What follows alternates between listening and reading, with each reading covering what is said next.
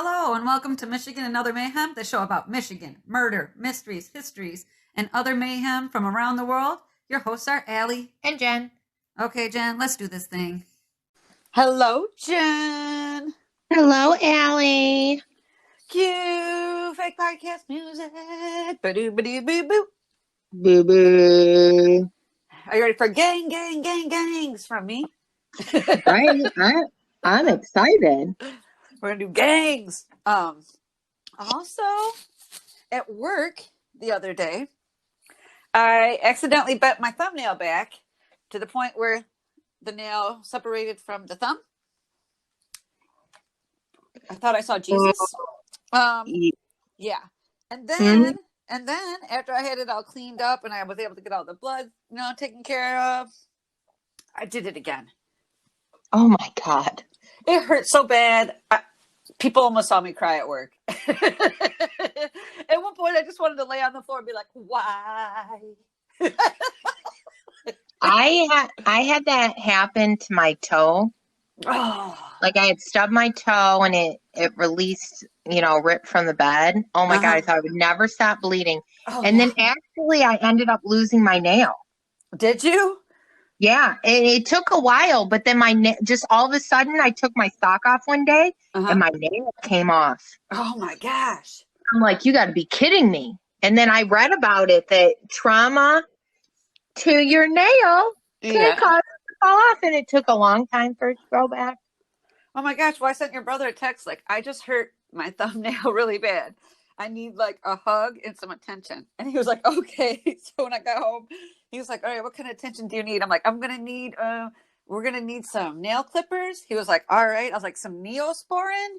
He was like, okay. I was like, and a leather strap for me to bite down on.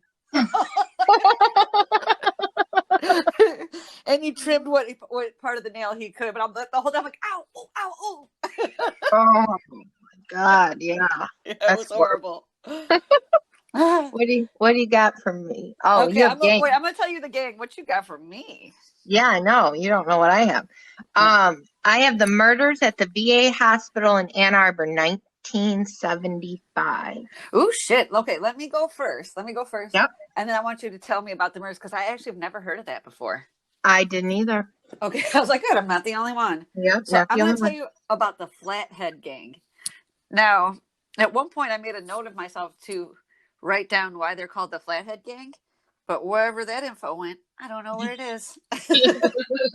But I got info from Murderpedia, Wikipedia, statekillingsinthesteelcity.org, okay, thealmanac.net, and detroitnews.com. And here we go.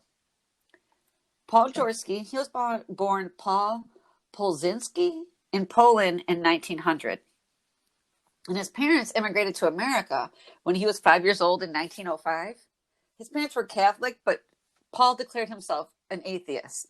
And he became a well-known gangster in Ohio, where he grew up. And in his early 20s, he became the leader of the Flathead gang, and he changed his last name to Jaworski. And I don't know why. But the Flathead gang, they had really famous crime sprees and robberies that covered Pennsylvania and Michigan. So at first, the robberies that were attributed to the Flathead gang, they're like really small robberies, inconsequential, just sticking up a few people. And then they shifted into high gear December 23rd, 1922. And as soon as I saw December 23rd, I'm like, you're fucking up somebody's Christmas. You're traumatizing the shit out of somebody around Christmas. And that is extra bad. So, yes, December 23rd, 1922. There was a robbery. They did a robbery and a murder in Beetle, Pennsylvania. Payroll clerk John Ross Dennis was shot while being robbed of $23,000. And at first I was like, was it worth $23,000? But then I looked up what $23,000 was in 1922. Do you want to even kind of guess? Oh, that's got to be like 500. Close. Okay, you guessed way better than I did. It's $641,000. And I was like, what? And he was carrying this money for his employer, the Pittsburgh Coal Company. Now, this large amount of money from the heist seemed to satisfy the crew, and they were inactive for about 3 years. either they're inactive or they did smaller petty crimes that weren't attributed to their gang, because there's nothing in the police blotters, nothing in the newspapers. But by December 24th, 1925, so I'm like, oh, you're fucking up another fucking Christmas? Like, God. The Flathead gang were again a part of a robbery and a murder.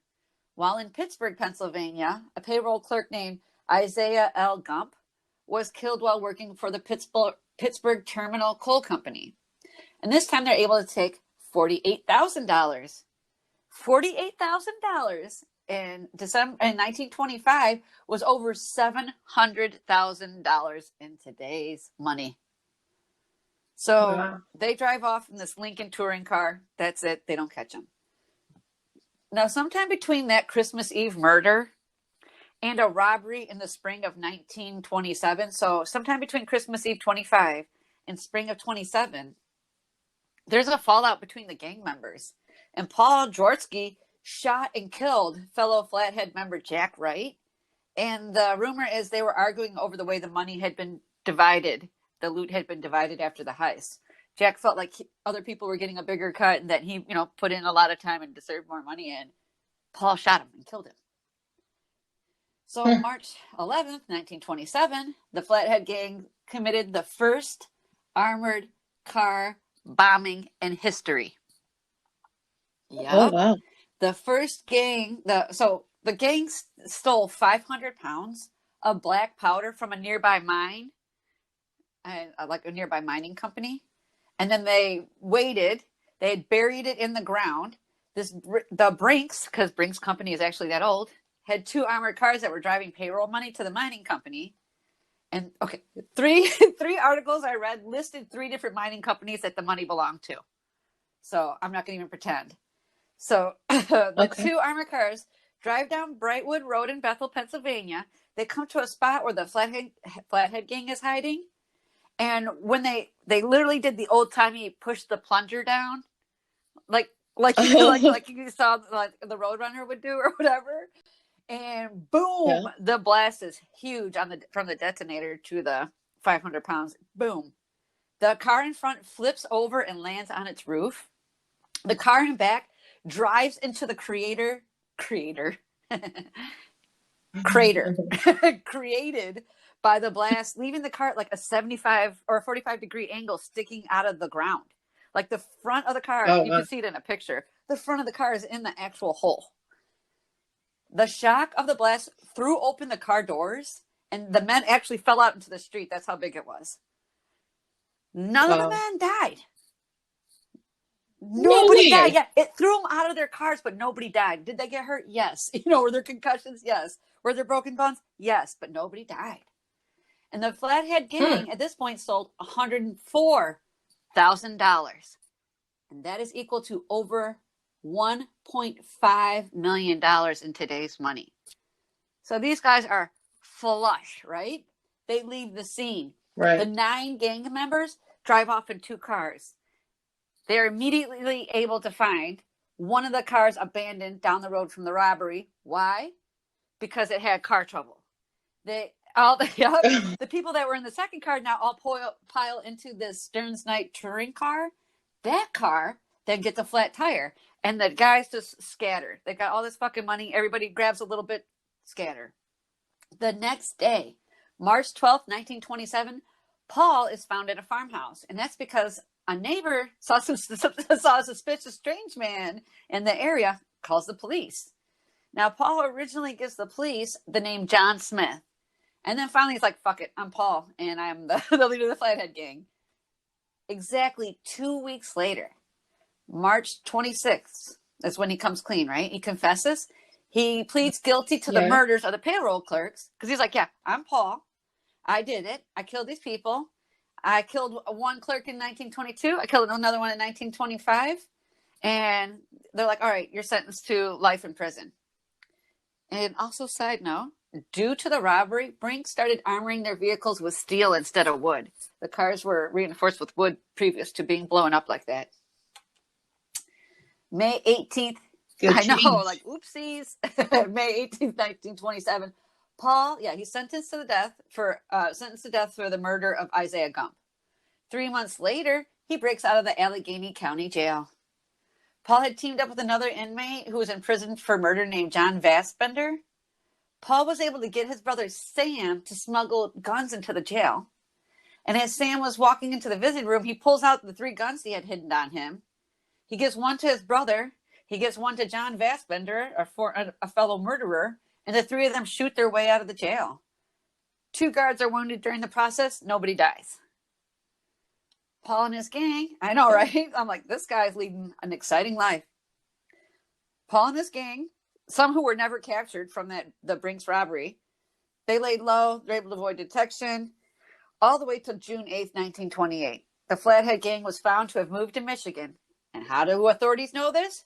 Because that's the date that they robbed the Detroit News headquarters. Around 11 a.m., 5 men entered the news building with paper bags. At a signal, they all removed the bags to reveal that they had shotguns.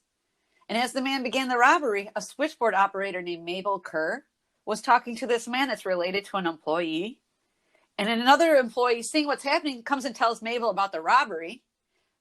Mabel tells the person that she's on the phone with, which is Harvey Panton, and he contacts the police and says there's a robbery at Detroit News right now. Now, there's 6 robbers in on the operation, with the final man being in the getaway car. And they'd been casing different news offices for days. And Paul, who's the mastermind, believed that the Detroit News office would have about $65,000 to steal.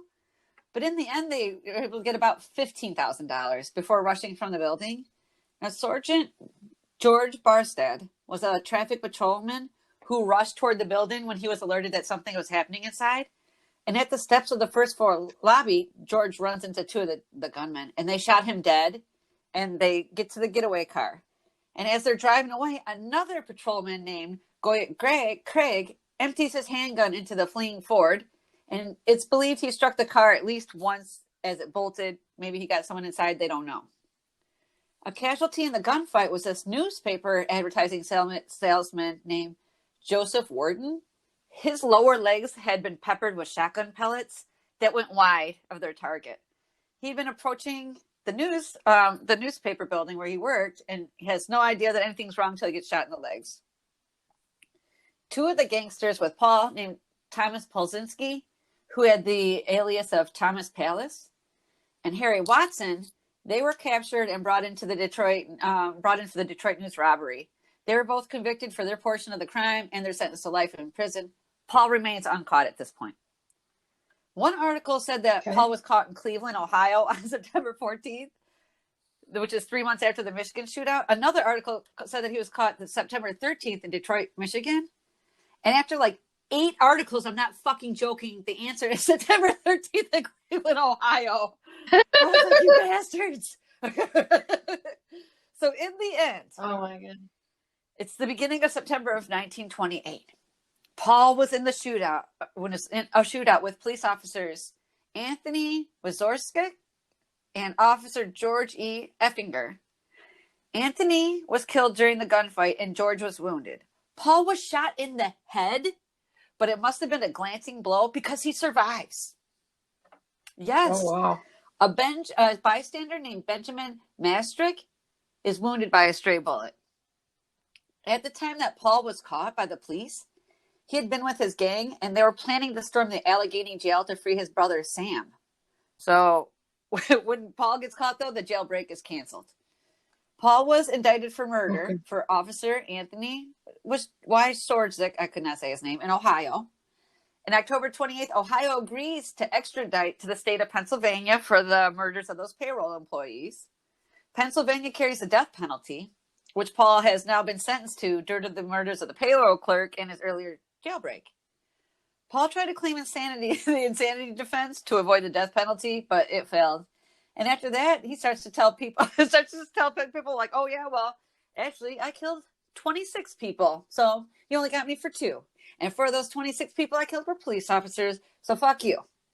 So like, ooh, yo. Paul was executed January 21st, 1929 in the electric chair. And shortly before his execution, he sent his friends postcards with his future address marked as 45 Hell's Fire Road, 614th miles from hell. Yeah, and this is one of his last quotes attributed to him.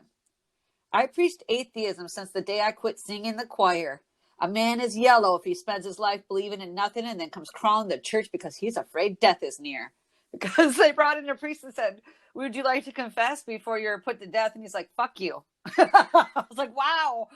Paul is 100% badassery. Yeah. Right.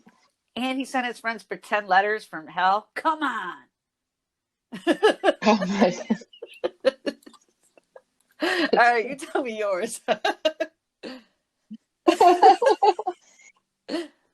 Goodness. So in 1975, 10 patients died at the VA hospital in Ann Arbor. Wow.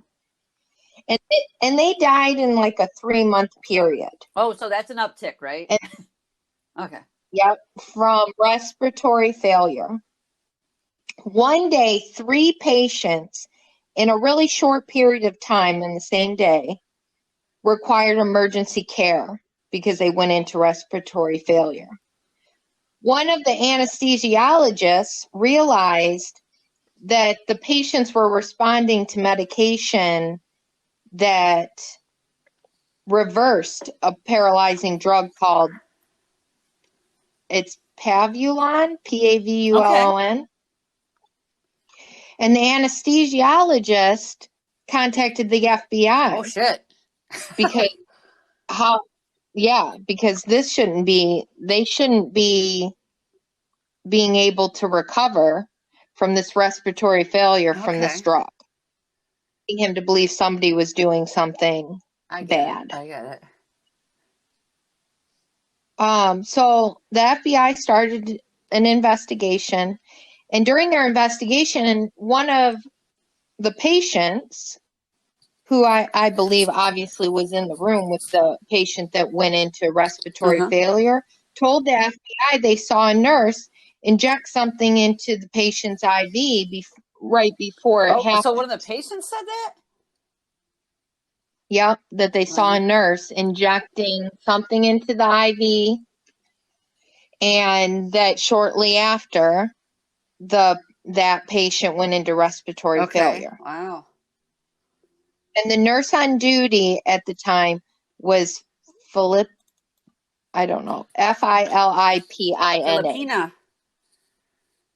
Filipina. And then as they were talking to more patients, another patient said they saw a nurse inject another patient with something right before they went into respiratory failure. And that nurse was Lenora. Uh-oh. We have 2 nurses that were seen injecting something into these patients' IVs. So the investigation continues. The 2 nurses were arrested. Getting to the trial date, both those patients that identified the nurses as injecting something into the IV died. What? Yeah, so now that their case, they don't have the 2 witnesses. Oh, shit. The trial went on, though, and it was said, a lot of articles about how the whole trial had a lot of racial stuff in it. Because I'm going to guess because the nurses are Filipino. Okay. And during this time, there was something going on with a lot of Filipinos being, immigrating to the U.S. And so one of the things I found was, it was the people testifying that were saying racial things during their tests. Yeah, I just said that. So you're saying as they were testing, so you're saying the nurses and doctors are saying racial shit about the nurses they're accusing? Okay. Right.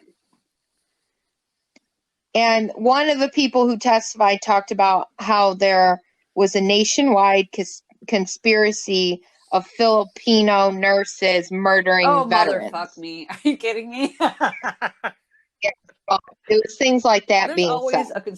I'm telling you, since the beginning of time, there's always been someone out there with some conspiracy. There's ideas. Like, bless your heart. Yeah.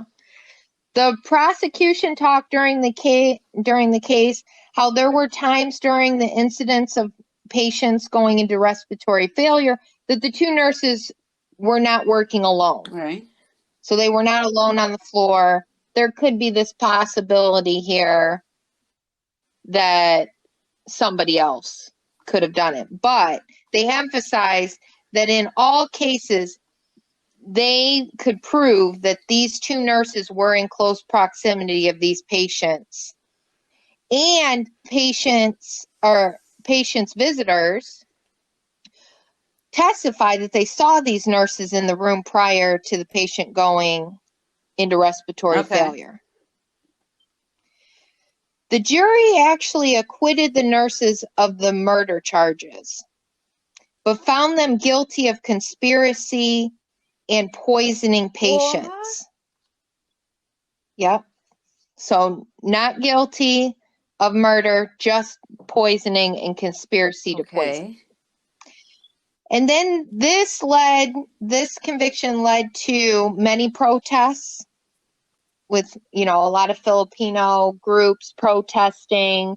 There was articles about the president of the Filipino Medical Association saying that it was an injustice. They're being picked on because they're foreign. Is what he's saying. Okay. Yeah. So about a year later, after the guilty verdict, the case was reviewed by a judge.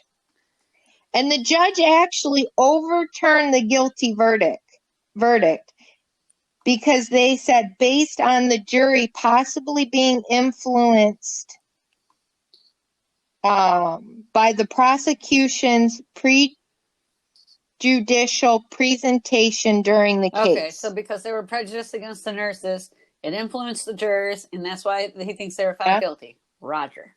All right. Yep. And so it was overturned. So now they're guilty of nothing. Yep, guilty of nothing. So who murdered the Peoples? Well, they did. Did they? I think they did. But after that, though, nobody got murdered? What do you mean nobody got murdered? Oh, yeah. No, yeah. After they got arrested. Oh, I get what you're saying. I'm like, what do you mean after the trial? All of a sudden the murder side?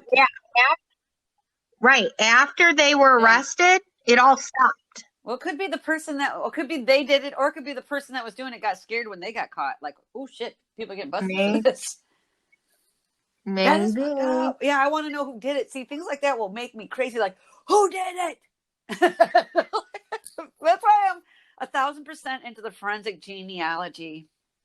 I feel like, although DNA, you do share the segments they look at, like 1 in a billion. I just feel like it's a little bit, I don't know, reliable. All right, Jen, I'm sorry those people died in 1975, but it was still a good year. Right. All right, I'll talk to you later. Bye. Contact us at Anchor or Michigan and Other Mayhem at gmail.com or on Facebook to join the conversation, listen to the podcast, or correct us when necessary. Rate and subscribe to our podcast on your favorite podcast provider. Bye-bye now.